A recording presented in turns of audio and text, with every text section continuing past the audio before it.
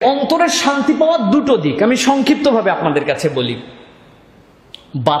এক বাদশার সাথে এক কর্মচারী তার সাথে চলতেছে, তো বাদশা সব কিছুই দেখে, মোটামুটি মানুষের খবর টবর নেয়, তারপরেও দেখতেছে মানুষজনের মধ্যে একটু অসন্তুষ্টি কাজ করে।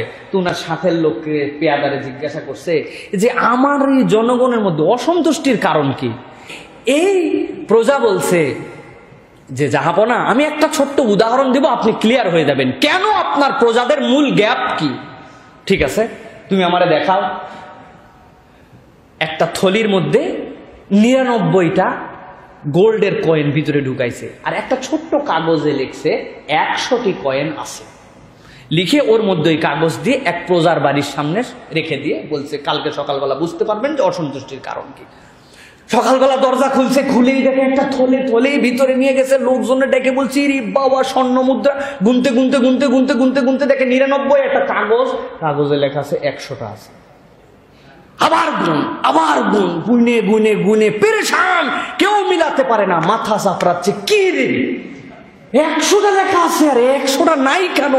মন খারাপ। ওই প্রজাতন্ত্রের কর্মচারী আসার পরে কাজবাজ করতেছে, রাজা সব পর্যবেক্ষণ করতেছে, ওর খুবই মন খারাপ। ওরা ডাইকে শেষ পর্যন্ত বলছে ভাই তোর মন খারাপের কারণ কি? বন্ধু বান্ধবের কাছে বলছে আর বলিস না, গতকালকে রাত্রে এরকম একটা থলে পাইছি, লেখা আছে ভিতরে 100টা স্বর্ণ মুদ্রা, কিন্তু আছে 99টা। রাজাকে বলছে রাজা মশাই বুঝছেন, মন খারাপের কারণটা বুঝতে পারছেন? 99টা পেয়ে যারা সন্তুষ্ট হতে পারে না, একটা যাদের কাছে হাইলাইট হয়, এরা আপনি কি দিয়ে সন্তুষ্ট করবেন?